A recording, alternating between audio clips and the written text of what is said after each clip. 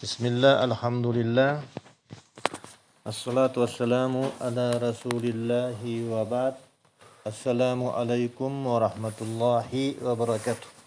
Анда эмесе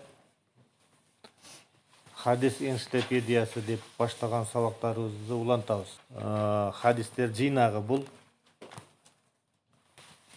Сауд Арабиядагы Рият деген шаарында жайгашкан Ислам Хаус деген чоң бир сайт бар.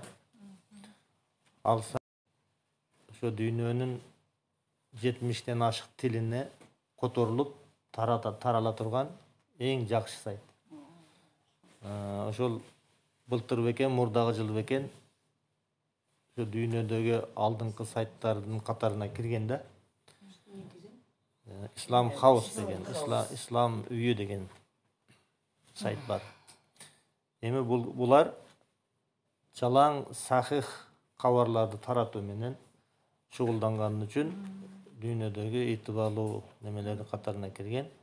Ошол сайттын немелери, алымдары, илимдүүлөр Hadis энциклопедиясы деген хадистердин жыйнагын чыгарышты. Ошол жыйнактан өткөндө сабак баштаганбыз. Ан Аби Муса аль-Аш'ари радıyallahu anhu anin Nabi sallallahu aleyhi ve sellem قال من حمل علينا السلاح فليس منا. Abu Musa Ash'ari radıyallahu anhu'dan rivayet. Peygamber sallallahu aleyhi ve sellem aytты: Kim bizge karşı kural kötörse al bizden emes. Kim bizge karşı kural kötörse al bizden emes. Esimen çıgılıkta ayta keteyин, bizden emes degeni musulman emes degen emes. Bizdin jolubuzda emes degen söz. Bizdin manhajыбызda emes degen söz. Эми hadis менен таанышабыз. Hadistin tarjımalı. Hadistin rivayatçısı Abu Musa Ash'ari radıyallahu anhu. Muhaddis Muslim, İmam Muslim. Bulak Sahih-i Muslim. Darajası sahih.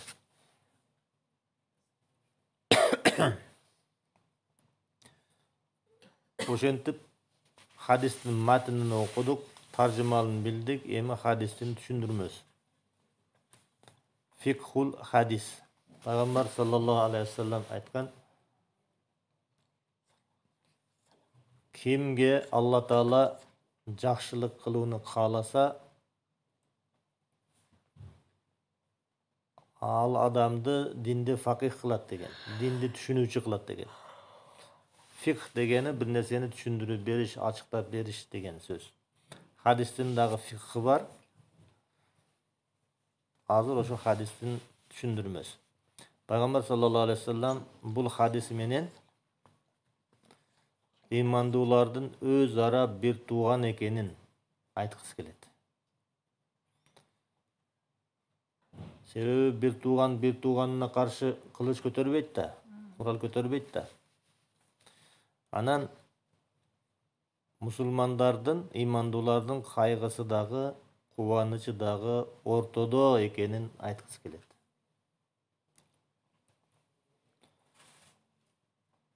Дагы башка хадистер дагы бар го.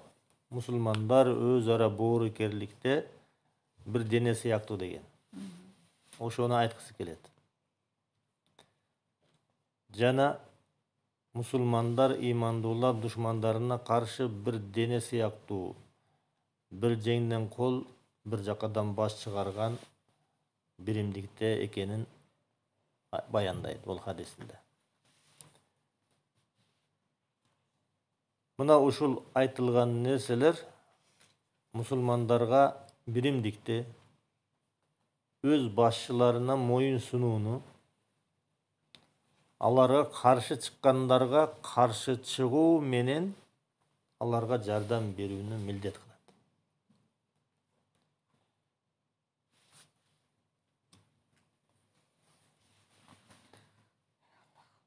Анткени мусулман жол башчыга каршы чыгуу Bul havarijlerden sıfat. Musulman kavmi, Musulman kavminin yetekçisi, Musulman yolbaşı, al kişi bütündöy musulmanlardan atынан süyley turgan ökül.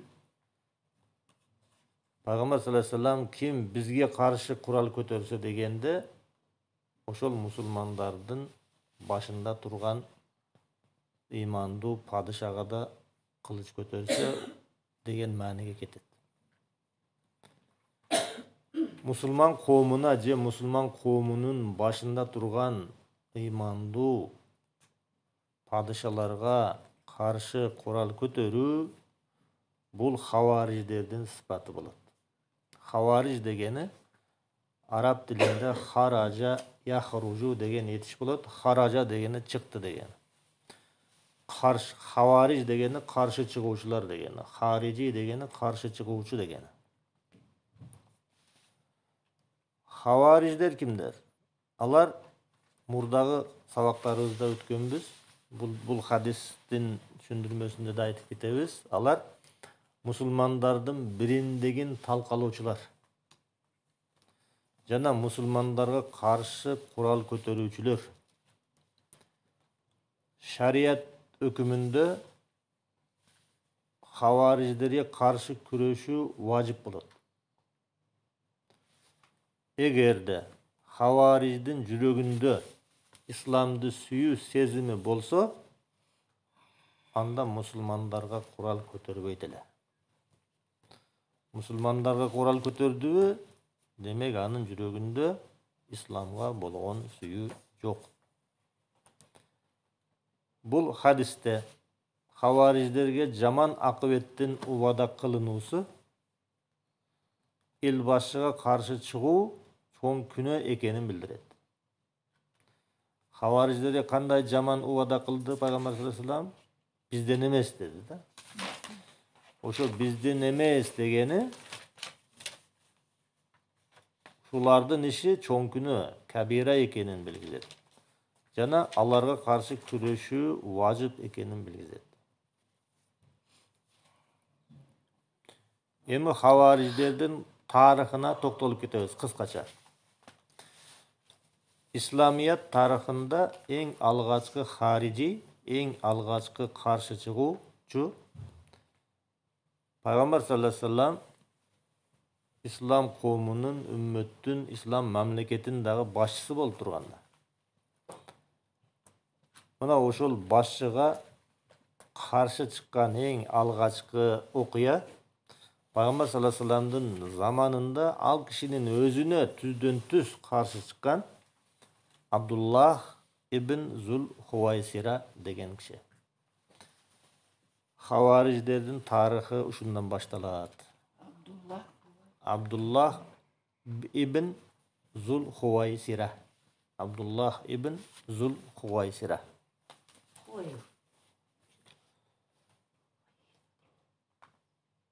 Abdullah ibn Zul Huvaysira degen kişi bolgon. İmam Bukhari jana İmam Muslim rivayet kılgan hadiste aytılışı boyunca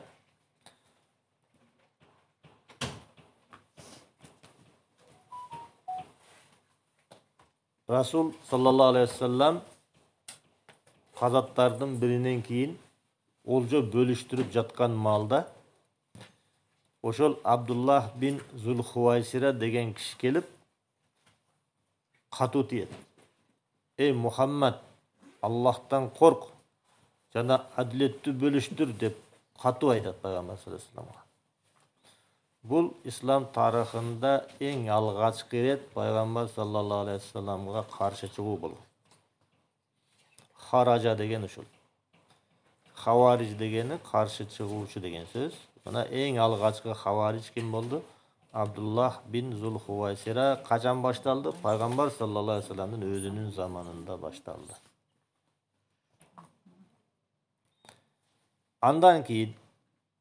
Andan keyinki havarijler Hazreti Osman radıyallahu anhu'nun zamanında çıktı. Anın жүргүзгөн sayasatına narazı bolup çıkıştı. Аларды эмне наразы кылды эле? Усман өзүнүн жакындарын мамлекеттик кызматтарга коюп салды деп наразы болушту. Умар разияллаху анху өлүм алдынан Усманга осуят кылды эле. Усман разияллаху анхуга осуят кылып айткан: "Мен дайындаган валилерди вилаяттар болгон да, Куфа, Ирактын немелери. Мен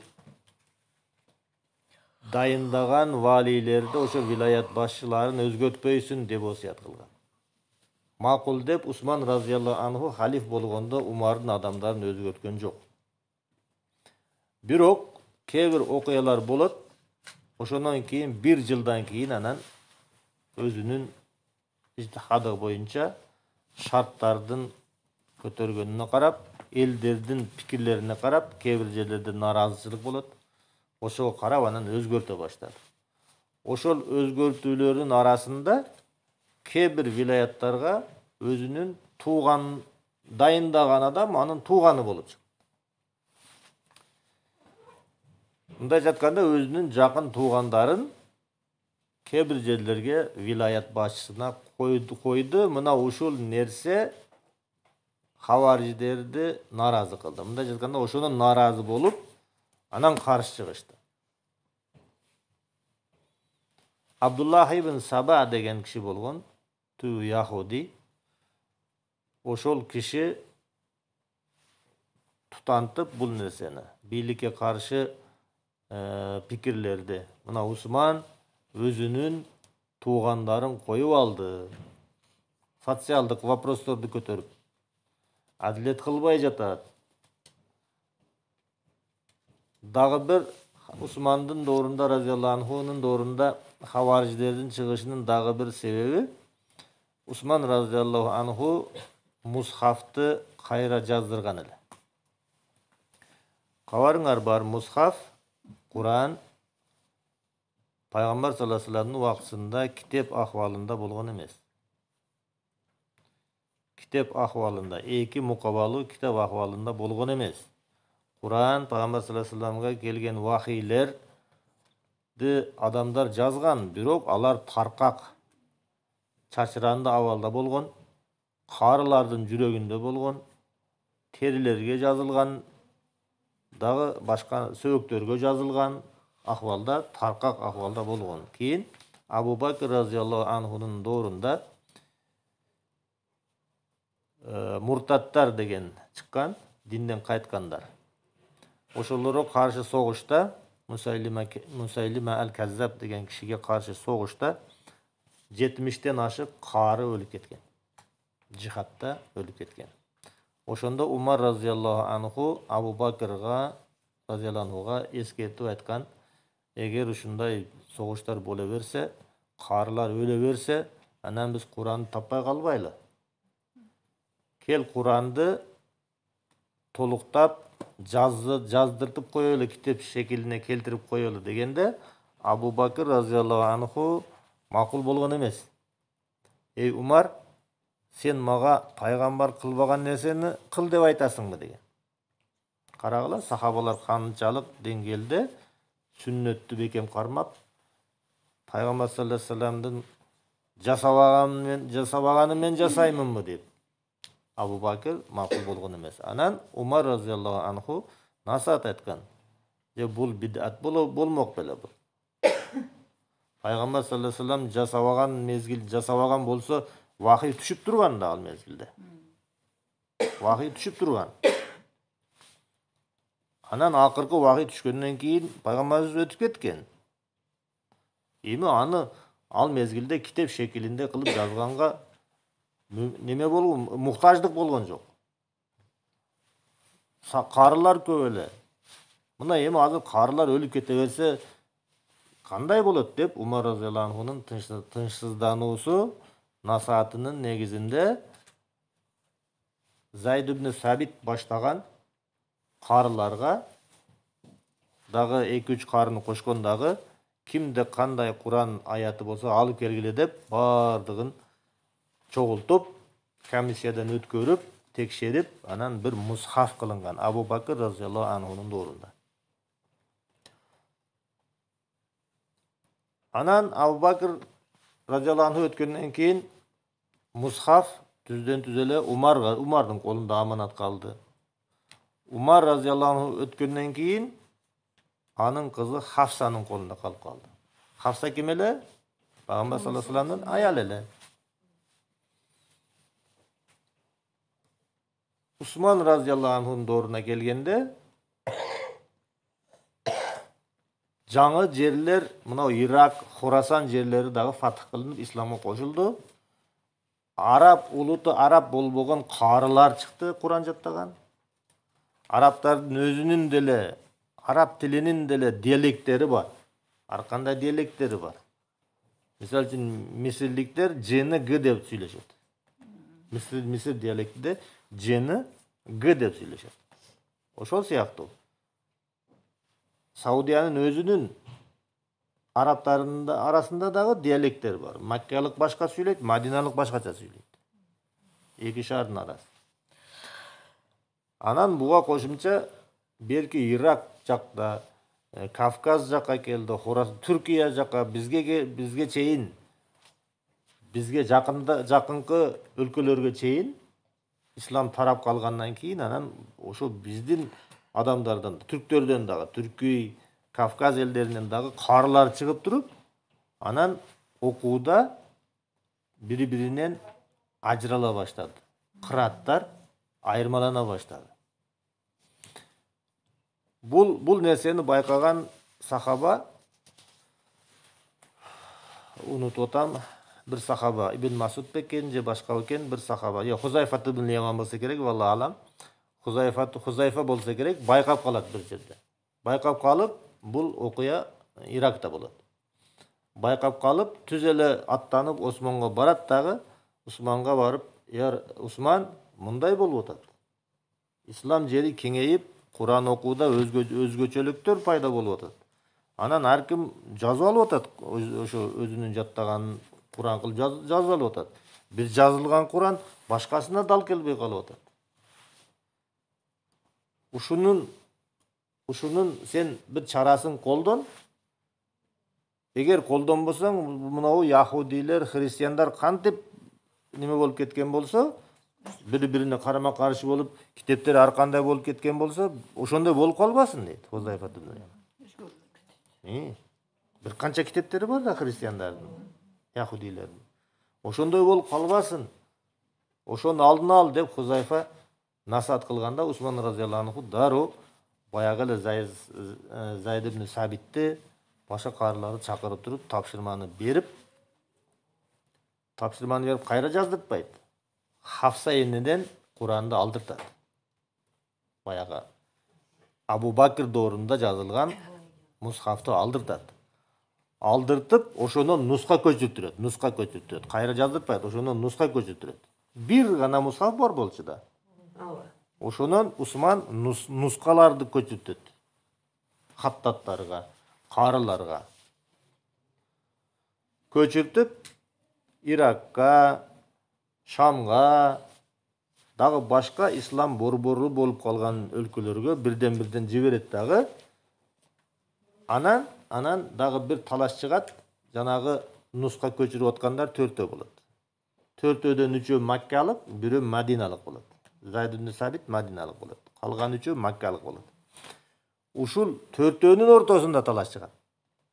Эмнеден? Лексикондон, диалекттен талаш чыгат. Аяттын сөзүнөн же башкасынан эмес, диалекттен талаш чыгат. Бир диалектте мындай, бир диалектте мындай деп талаш чыкканда, Усман разияллаху анху айтат, бул талашта Курайштын диалекти алынат дейт да. Маккадагы Курайш. Анткени Куран Курайш уруусуна түшкөн да. Курайш уруусунан чыккан Мухаммадтын тили араб болгон, улуту араб болгон, уруусу Курайш болгон да. Ушул 4төөнү талашып калганда, Курайштын айтканы боюнча жазгыла деп туруп, ошол нерсе ошол Курайштын диалектиси деген нерсени анан кийин хавариждер мына дейт. Осман бул улутчулдук кыла баштады, арабтарды бөлө баштады. Курайшты башкалардан жогору кое баштады деп ызы чуу салат жанагы Яхуди Абдуллах ибн Саба. Демек, хавариждердин чыгышынын бир себеби ушул болгон. Мына Усман Курайшты өйдө койду деп. Анан кээ жанагы жетекчилер болот, жанагы Бөркал десе Башал дегендер болот, мисалы үчүн. Жетекчилердин арасында дагы жанагы акылы, парасаты азырактары болот, иманы азырактары, дини азырактары болот. Ошолордон кээ бир тарыхтарда ушундай келет. Ошолордон кээ бирлери Усмандын сөзүнөн кийин Курайштыгы менен сыймыктанып, анан башка арабтарды эме кыла баштайт да, кичине мындай ажырым кыла баштайт. Бир-эки ошондой фактыларды дагы эме кылып, жанагы Абдуллах ибн Саба Яхуди ошону көбөйтүп, кошуп, чатып, анан биринчи хавариждердин дагы бир немеси себеби ушул немени көтөрүп чыгат. Мына Усман Курайшты башкалардан өйдө коюп атат. Усман өзүнүн туугандарын коюп атат. Андай кылат деп, кыскасы бийлик башчысына каршы элдерди көтөрүүгө жетишет. Мына ушул көтөрүлүш дагы эмне болот? Хавариждердин амалы хавариждер болот. Андан кийинки хавариждер Али разияллаху анхунун доорунда Махкама деген ат менен белгилүү болгон окуядан улам чыккан. Булар Али менен Муавияны Аллахтын китеби менен өкүм кылбай, адамдардын чыгарган өкүмүн аткарыш деп экөөнү тең капырга чыгарышкан. Бул окуяны мурда айтып өткөнбүз, мүмкүн дагы токтолобуз. Кыскасы, ошол Усмандан кийин Али разияллаху анху халиф болгондо Усмандын өчүн алып бер деп Муавия чыгат. Муавия Шамдын валиси болот. Муавия ибн Абу Суфьян. Али разияллаху анху өзүнүн ижтихады менен өч алууну кийинге сүрөт. Дагы башка себептер менен анан Муавия Шам чоң вилаят, ага башка вилаяттарды кошуп чоңойту берген. Анан ошо Муавия Алиге кээ бир нерселерде мындай тең тайлашып, талашып, тартышып калат дагы, анан мусулман коому экиге ажырап кетет ошондо. Бир тарабы Муавия тарап болот, бир тарабы Али тарап болот. Ортодо кичине кагылышуу дагы чыгат. Анан ошо кагылышууда сахабалар Куранды баштарына көтөрүп, мына Куран, бардыгыбыз Куран десек, Алла десек, эмнеге согушуп атабыз дегендей болгондон кийин, анан эки тараптан эки өкүм чыгаруучу хакемди тандашат дагы, сотту дагы Муавия тараптан, Али тараптан бирден сахабаны тандашып, ушулар эмне өкүм чыгарса, ошого баш ийебиз дешет. Ошондо анан бир канат чыгат, бир топ чыгат. Эмнеге өкүм чыгарат экен эки адам? Ана Куран өкүм турат го, Алланын өкүмү. Эмнеге адам өкүм чыгарат экен деп, азыркы хизбилердин сөзү бар го. Адамдын мыйзамы, Алланын мыйзамы деп. Адам мыйзам чыгарбайт депчи. Мына ушул маселе Алинин доорундагы хавариждерден чыккан. Ман лам яхкум бима анзалалла фа улайка хумул кафирун. Ким Алланын түшүргөн Куран менен өкүм кылбаса капыр болот деген. Мына сен Али дагы капыр болдуң, Муавия дагы капыр болдуң. Анткени деген мына эки адамды өкүм чыгаруучу кылып койдуң деген. Эки сахабаны деген. Бирок ошол адамдардын ошол жерде чечим чыгарганга далилдери көп эле, Курандан далилдери бар эле. Эми бул узун тарых. Үчүнчү хавариждер, мына ушул хавариждер, Алинин доорунда чыккан хавариждер. Эми хавариж дегенде негизинен ушулар түшүнүлөт, негизинен түшүнүлөт. Эмнеге? Пайгамбар саллаллаху алейхи вассаламдын доорунда чыккан хавариж бир киши, Ибн Хувайсира чыкты. Усмандын доорунда чыкты. Эмнеге Алинин доорундагы хавариждер негизги хавариждер болуп саналып калды деген маселенин жообу Пайгамбарыбызга каршы чыккан адам бир адам эле да. Бир эле киши эле. Усмандын доорунда чыккан адамдар, алар уюшкан топ эле. Бирок алардын идеологиясы жок эле. Харижилик идеология тәрізінде қалыптанбаған эле. Алинин доорунда чыккан хавариждер булар идеология менен чыкты. Хавариждик идеологиясы менен чыгышты. Бийликтин башчысыга каршы чыкса болот. Мынау далилдер менен деген өздөрүнчө аяттарды далил келтиришип, булар идеология менен чыгышты. Демек, хавариждик идеология болуп уюшкан топ жана уюшкан топтун идеологиясы болуп Алинин доорунда жаралгандыгы үчүн хавариж дегенде негизинен ошо Алинин доорундагы чыккан хавариждер түшүнүлөт. Бирок тарых боюнча чыгышы пайгамбар саллаллаху алейхи вассаламдын доорунан башталган. Түшүнүктүү болдубу? Эми хадистен кандай пайда алабыз? Тарыхый фактылардан көрүнүп тургандай биз таанышып чыктык. Бардык учурда хавариждин чыгышына эки нерсе себеп. Материалдык байлык, анан саясий, идеологиялык факторлор себеп болот. Зухувайсира чыкканда байлыктан чыкты, мага аз тийип калды деди. Сен көп мына ушул нерсе себеп болду. Кийин Усмандын доорунда саясий мансаптар, анан Алинин доорунда идеологиялык фактор. Мына үч нерсе хавариждердин чыгышына себеп болгон экен. Пайгамбар саллаллаху алейхи вассаламдын убактысынан баштап азыркы күнгө чейин ислами жетекчилерди, саясий жетекчилерди имам деп айтылат. Бизде кийин өзгөрүп кетти имам деп. Динди мамлекеттен бөлгөндөн кийин имам десе мечиттин имамы, же казы, же муфти, ушуларга имам деп колдонду дагы. Анан саясий жетекчиликке эч ким имам деп колдонбойт да. Имам десе эле чапан менен селдени түшүнөт да. Форманы түшүнөт элдер. А бирок пайгамбар саллаллаху алейхи вассаламдын убактысынан бери имам дегени бул бийлик башчысыга айтылат. Пайгамбар саллаллаху алейхи вассалам имам, Абу Бакр Сыдык имам, Умар имам, Усман имам, Али имам, ушулардын саясий жетекчилиги эмне деп айтылат? Имам деп айтылат. Мына ушуларга каршы чыгуу арам. Имамга каршы чыгуу дегенде ушу бийлик башчыларына каршы чыгуу деп түшүнүлөт.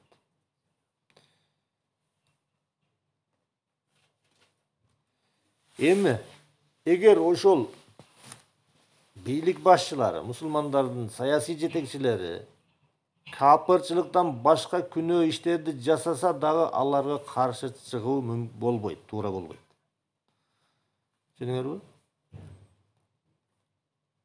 Мусулман бийлик башчысы зулум кылып атат, же мусулман бийлик башчысы зына кылып атат, же урулук кылып атат, же коррупция да, же өзүнүн тууганын немеге коюп атат да, күнөө иш кылып атат, мункар иш кылып атат, бирок капырчылык эмес.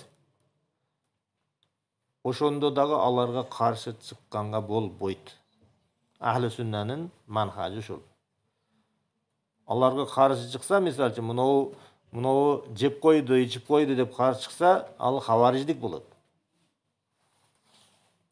Эгерде алардын күнөө иштери бузукулук болсо, ушуну шылтоолоп аларга каршы чыгып, бейбаштык жасаса, бирөө тынчтыкты бузса, адамдардын канын төксө, бул андан өткөн бузукулук.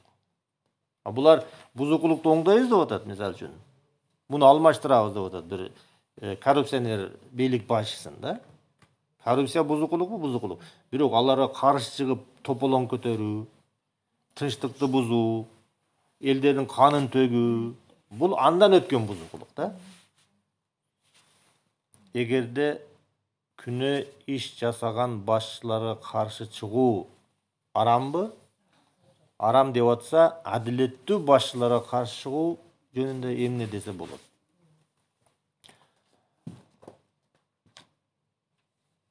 Мусулмандарды курал кезеп коркутуу дагы арам. Пайгамбар саллаллаху алейхи вассалам айтты го, ким бизге курал көтөрсө, ал бизден эмес деди.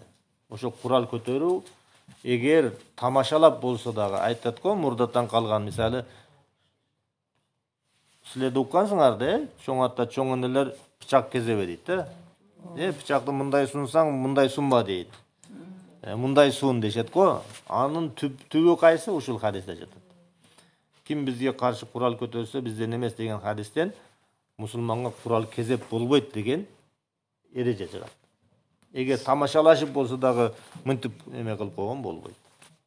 Тамашалашып болсо дагы мусулманга курал кезеш харам болгондон кийин түз маанисинде курал көтөрүп, түз маанисинде аларды канын төккөн эмне болот? Бул эң арамдын чоңу болот. Демек, бул хадис ушундай маанилерди, пайдаларды алдык. Андан кийинки 4-нчү сабагыбыз бул бир аз башка мааниде. Ан Аби Карима ал-Миqdad ibn Ma'di Karab radiyallahu anhu anin Nabi sallallahu aleyhi ve sellem قال إذا أحب الرجل أخاه فليخبره أنه يحبه. Eğer de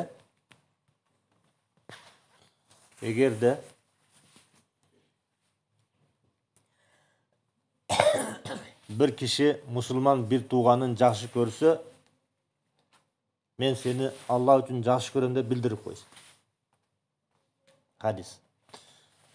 Rivayatçısı Miqdad ibn Ma'di Karib деген sahaba. Muhaddis Albani, Bulaq Sahih Abu Davud, Abu Davud deb koysanlar da болады muhaddiste. Albani'den de kelgen, dagı başka bir muhaddislerden de kelgen. Abu Davud da koşup koyuyorlar. Muhaddis Abu Davud Albani deb. Bulaq Sahih Abu Davud deb koyuyorlar. Darajası sahih, isnadı sahih. Emi hadistin düşündürmez. Biröөнү Allah üçün жақшы көрүүгө жана Allah üçün дос болууга чакырган бул сыяктуу хадистер көп. Бул хадис мусулмандардын өз ара алака байланыштарына оң таасирин берет. Мусулмандардын достугу, биримдиги, тынчтыгы, берекеси эмнеге көз каранды? Алака байланыштарга көз каранды. Бул хадис мусулмандардын өз ара алака байланыштарына оң таасирин берет. Жана алардын арасында достукту көбөйтөт.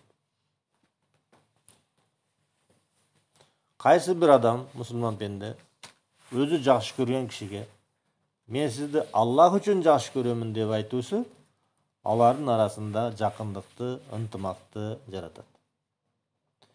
Эми бул болсо түздөн түз коомдук иш бул.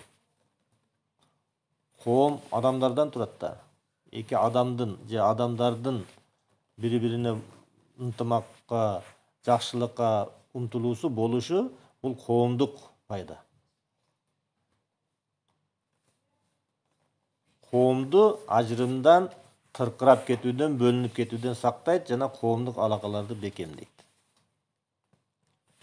Hadisten кандай пайда алабыз? Kim бурадарын Аллах үчүн жакшы көрсө, муну ага билдирип койсун. Ичинен эле Аллах үчүн жакшы көрөм, ушул адам жакшы деп, же башкаларга айтып, баланчаны Аллах үчүн жакшы көрөм дебестен, ошонун өзүнө айтып койсо, ортодогу биримдик жакшы болот дейт. Эмнеге? Мусулман бурадарынан ким болсо дагы, мусулман бурадарынан мен сизди Аллах үчүн жакшы көрөмүн деген жакшы кабарды уккан киши аны менен сүйлөшкүсү келет. Ага умтулуп калат. Ал насаат айтса угат. Өзүнө белгисиз болгон кабарларды, даваттарды ошонун укса моюн сунат. Анын сөзүн бөлбөй угуп турат. Мусулман бурадарынан мен сизди Аллах үчүн жакшы көрөм деп айтуу коомду достук, ынтымакты, коомдо достук, ынтымакты. Демек бул түздөн түз эмне экен? Коомдук иш экен.